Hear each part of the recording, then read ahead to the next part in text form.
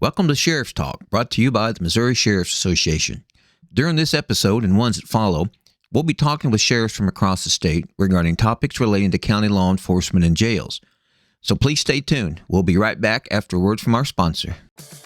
The Missouri Sheriff's Association, or MSA, was established in 1945 with the goal to support the sheriffs of Missouri and their staff by offering law enforcement training, legislative support, and technical support.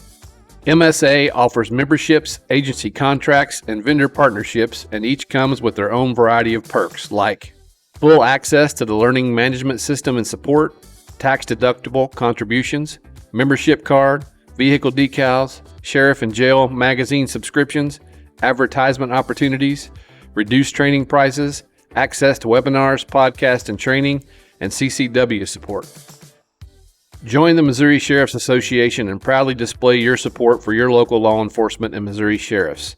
Your tax-deductible contributions will go a long way to ensure the Office of Sheriff in Missouri remains strong, independent office, answerable to those citizens that it is sworn to serve and protect. Your support is what makes the Missouri Sheriff's Association great, so visit mosheriffs.com and become a member today.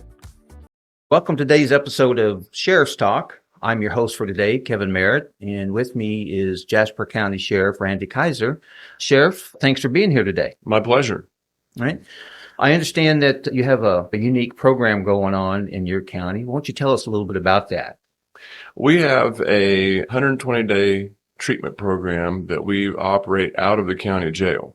It's unique because normally residential drug treatment programs are run outside of the jail, and it occurred to me years ago that we have people that come into county jails, 90% of which are there because of some sort of addiction-related issue, whether that be drugs or alcohol. 90% of everybody, they might be in there for stealing cars or assaulting somebody, but usually the background behind that is drugs. And I noticed that people would spend 6, 8, 10 months or more in county jail. And as we all know, about 95% of everybody that goes to county jail gets returned back to the community. And after their court case was disposed of, they would be released back out into the community, really no better off when they were released than when they went in, as far as dealing with their addiction-related issues. So I had that observation. I had some conversations with some of our staff, and we kind of had this idea. But at the time, we had a 183-bed facility with about 225 people in it. So obviously, that was just going to be an idea. It wasn't going any further than that. Yeah. But as chance would have it, we had a capital improvement tax passed in our county, a quarter-cent sales tax that allowed us to build a new juvenile detention center, and then subsequently allowed us to build a new court building in Joplin, as well as an expansion of the jail. So now the idea meets opportunity, and when the architects are sitting down with me to talk about what I would like for this expansion to look like, I said what I would really like is 2 12-person dormitory style housing units with a room, like a programming type room in between them, and some office space for some staff. Okay. With the thought that this is where our drug and alcohol treatment program would be run out of. And if worst case scenario, the whole thing flopped and fell on its face, I still have the housing space, right? I still have a multi-purpose room, and I still have the housing space. So that was 2 years ago that we completed the project, the jail expansion project. We've been fortunate and blessed throughout this whole process. I was able to hire a licensed professional counselor to administer the treatment program. And we've been up and running now for about 1.5 years, and it's just truly been remarkable. That's awesome to hear. Now, this program, is this something you came up with on your own? How did it come to be? What kind of research did you do into it to end up with the program you have today? Great questions. I know zero about drug and alcohol treatment. I know a little bit about law enforcement, but I don't know anything about drug and alcohol treatment. So my solution to that was to hire somebody that's smarter than me. And as I mentioned, I have a person that I hired as a licensed professional counselor who had been in the treatment courts, our county treatment courts. She'd been involved in that previously. And I just told her what my hope was, what my expectation was, and just gave her the reins to run with it. We do use the moral recognition therapy treatment model But this is a 120-day program that involves group therapy, individual therapy, as well as the MRT. And that's how we modeled it. Okay. And you may have already mentioned this, but how long has it been in? A couple of years now, you say? Yeah, we've been right at 1.5 years now that we've been active. It's been about 6 months getting it put together, and then we've been actually active with it for about 1.5 years. Tell us a little bit about success rate that you're having with the program. Yeah, that's a good question. What we did was we took our graduates, and so far to date, this being February of 24, to date, we've had about 65 graduates from the program. And we paired those up with someone who has similar criminal history, similar other race and gender and age. And we paired those up with someone who didn't go through the program. We have 65 participants, graduates, and then we have about 65 people that we paired up with that did not go through the program. The control group that did not go through the program, I added this up about a month ago, have committed 31 new crimes since they've been released. Our treatment group has committed 4 new crimes since they've been released. That's great. The recidivism rate for the control group is about the state average. We're right around 50% recidivism rate, and obviously a marked difference with the treatment group. We count that as a win. We count that as a success. Oh yeah, that's awesome. Great to hear. Tell us a little bit about how someone gets into the program, and then from day one, how it progresses. Yeah, that's a good question. Basically, there's 2 ways that you can get into the program. One is you can volunteer into the program, and basically you volunteer into it without any expectation of anything in exchange. No lighter sentence or no dropping of charges or anything like that. Doesn't mean that you're going to get into it, because not everybody that wants to get into the program qualifies. We don't allow people who have a serious violent history into the program just because of the nature of it. We avoid that. The second way to get into the program is the court can actually sentence. We got a great teamwork with our judges and our prosecutors. The courts can sentence you to county time, and with the ability to put them on what they call county probation. You complete the drug treatment program successfully, and you could get released out of county jail a little bit early. So those are the 2 ways that individuals can get into it. Going back to the beginning of this, I noticed that over the years that many people who are involved with fighting addiction actually don't want to be addicted, and they just don't have the means or the wherewithal or the opportunity to do something about that. This provides people with a great opportunity. Oftentimes they come to county jail and they are at the bottom. They're at rock bottom in their lives, and they're ready for a change, and we just provide that opportunity for them. That's great to hear. Now, is there any type of follow-up for when they get out of the program? Is there like a warm handoff or a soft handoff to resources within the community? Yeah, that's a great question. We recognize that the post-release time frame is just as important as the treatment program itself.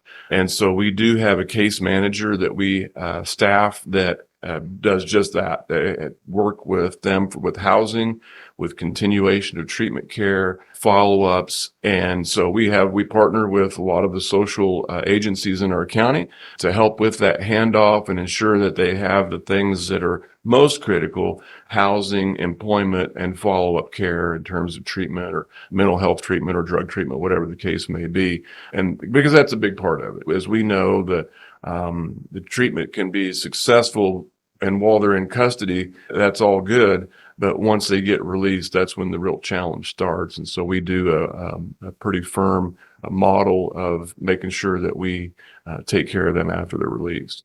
That's great. You can give them a good resource while they're there, but it is so important. Follow-up care, aftercare is. You can't be successful without it. When you first started getting the help of community members, what were their thoughts on that? And what are some of the resources that you're using there in town?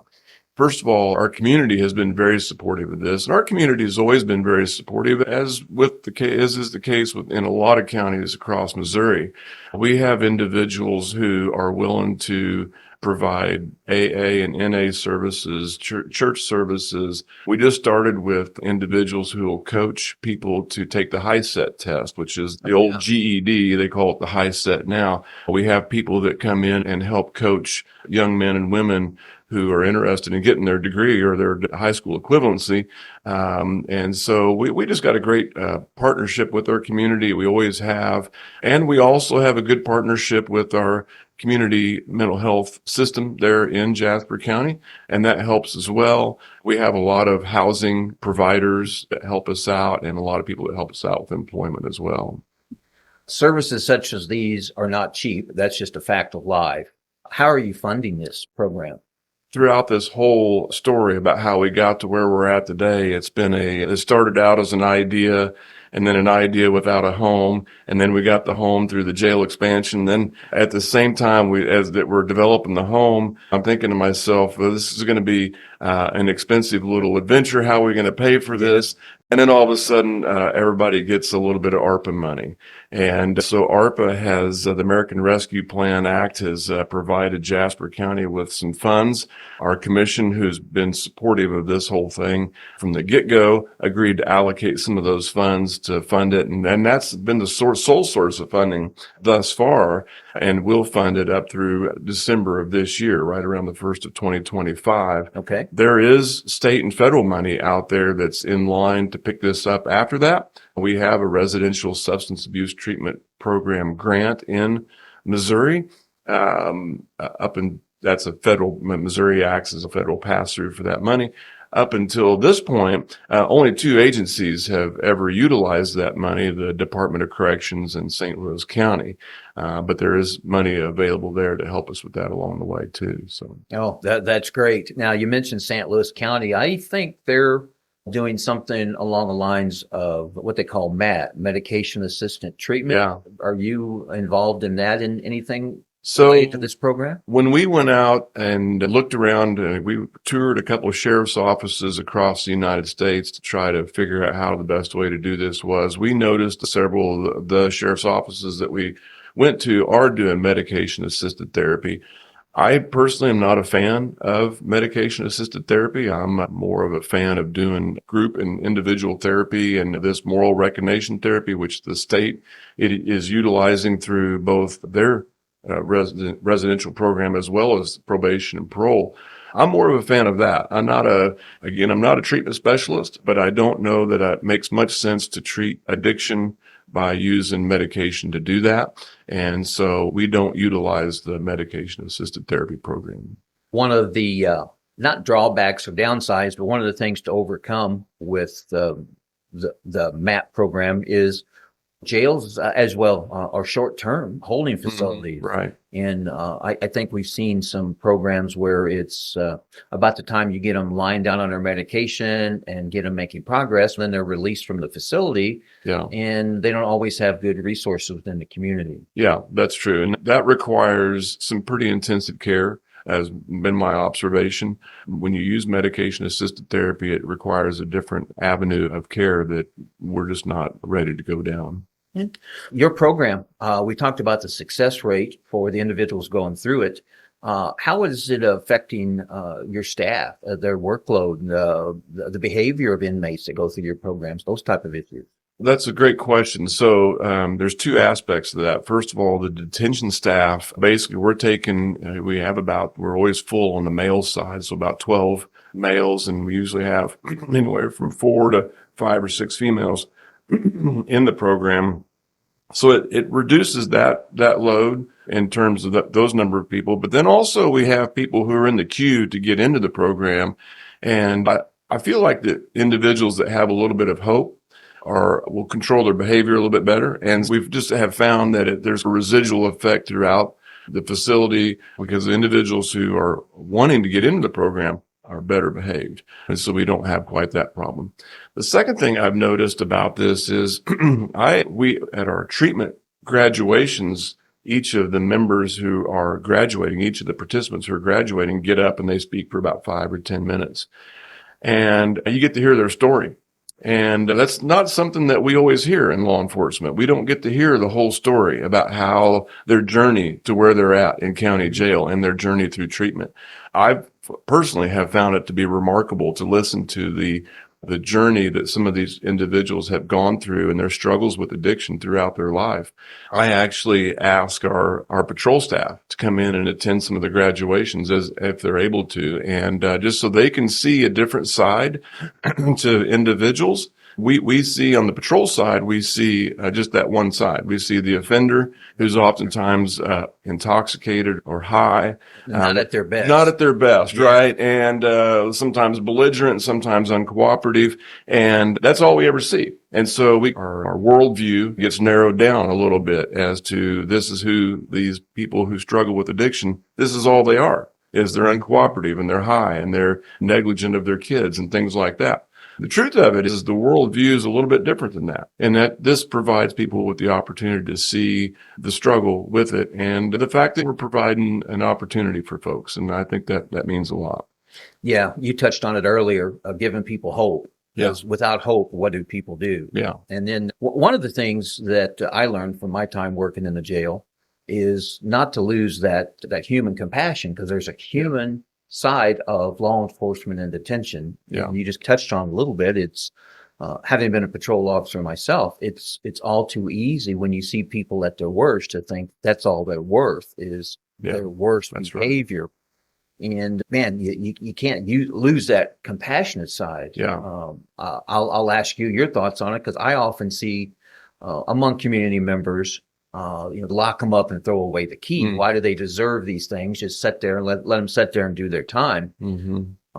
But that overlooks that human compassion side of it. And that's the compassion side of it is so important, because it's so easy for us. And I've fallen victim to this. In my years on patrol, I've fallen victim to that, narrowing people down into a very narrow viewpoint of this is what they are, and forgetting the fact that individuals do have redeeming qualities from time to time, right? And that sometimes individuals get so far down that path of addiction and hung up in that struggle that they're in, that we lose track of the fact that these are human beings and they are worthy of a second chance if given the opportunity. Oh, I agree. I don't think any of us want to be identified by simply our worst moments. For sure. For sure. I know we all have those. Yeah. And there's an old saying that you're only as good as your last failure. That's right. And I'm not sure I want to be identified the rest of my life by whatever my last failure might have been. Agreed. Oh, it's such a good program. Now, I happen to know that you were recognized at the Missouri Association of Counties Conference. Tell us a little bit about that and your recognition there for your program. Yeah, it was quite an honor. The Missouri Association of Counties picked us as one of the MAC Achievement Award winners for this past year. And so we came up and got that award, and it was an honor to be recognized by the state. We obviously didn't do this for accolades or for awards or anything like this. We did this to help individuals in our community beat that struggle with addiction. And the fact that the state recognizes that work is just is a pretty cool deal. Great to hear. I want to mention Sheriff Ruth Ann Dickerson down in Cape Girardeau County. You and she and Sheriff Bill Pewitt from up Buchanan County spoke on a panel at the MAC conference. Tell me a little bit about that. So all three of us spoke on that panel, and actually the three of us have the same goals in mind, different ways of getting to it. I know Ruth Ann, Sheriff Dickerson down in Cape, she's partnering with her mental health care provider in her community to provide a unique set of resources to incarcerated individuals, but then also individuals that they encounter in the community, to try to partner with the mental health care provider and get those resources partnered with individuals that are in need in the county. And that's so much of what we deal with now is individuals who are in mental health crisis. So oftentimes they end up at the jail, and we just have to find unique ways to provide assistance to those individuals and provide adequate care to those individuals. And sometimes that could be quite a challenge, but it's cool to see a sheriff step up to that challenge and try to think outside the box and do something different. Yeah. Otherwise, as a society, we're just simply going to continue to warehouse those who are in need of support services, whether it's drugs and alcohol or mental health. Yeah. Are you looking towards a program for mental health in addition to drugs and alcohol in the jail? I would love to be able to expand that. That's one of those things that it's an idea right now. Like the treatment program we have now is an idea. It's an idea that we have, but it's going to take a lot of resources to bring that to fruition. And honestly, there's not a lot of models out there for that level of treatment. And so we're breaking new ground in a lot of respects, but I strongly feel that it's something that we need to be taken on the county level. We fuss and we get upset because sometimes that things don't go the way that we think that they should on the state level, for example. I feel like that there's nothing that there are some things that keep us from doing it. A lot of sheriffs don't have the size, the room to do that. Yeah. But smaller counties, there's smaller staff, at least smaller staff, smaller budget for sure. But there's at least the idea there that we can do what we can when we're able to take care of ourselves and take care of our own communities. And that's really what my goal is, to, as best as I'm able, take care of our community in that way. Anything else you want to say about it? No, I think we covered it. Okay.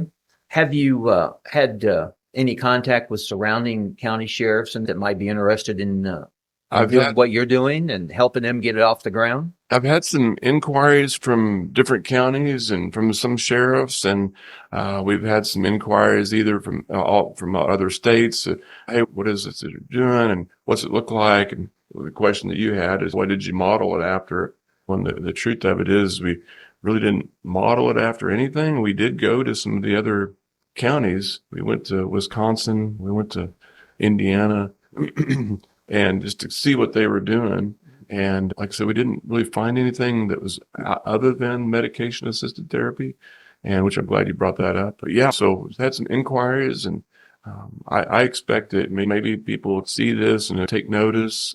We were mentioned in the State of the Judiciary address. The Supreme Court Justice mentioned us. Jasper County is not this program, but our pretrial release program. And so I feel like we've been on the forefront of terms of doing things different, and we'll see how it goes. I'm glad to hear it because I think it speaks volumes to the human side of the sheriffs and those who run the jail. Yeah. We don't just want to lock them up and throw away the key. The sheriffs see the human side of it. Yeah. And if something needs to be done, then the sheriffs step up and they do that, like you're doing with your program. Because let's face it, if they're not successful when you release them out of jail, they're going to go back to their own ways, back to their old habits, the same people they hang around with. Like on the mental health side, I've seen where they come to jail and they get mental health resources, they get squared away on their medication. Yeah. But then they get released from jail because it's a short-term holding facility. They get off their meds and they come back. Yeah. Same thing with drugs and alcohol is that they dry out while they're in jail, they get out, they start drinking again, and they're right back in trouble. Yeah. So, I measure the success of this obviously with recidivism, but I also measure the success of this program in the littler ways. When an individual lady came up to me, an elderly lady came up to me at a prayer breakfast about 6 months ago, and she says, "I really want to thank you for your treatment program." And struck me because she didn't strike me as the type that would know about my treatment program. So I said, "Thank you for saying that. I appreciate that." She looks at me and she says, "It's good to have my grandson back." And that just really hit home with me when she said that. And I realized then, she told me who her grandson was. I recognized him as being a graduate from the treatment program.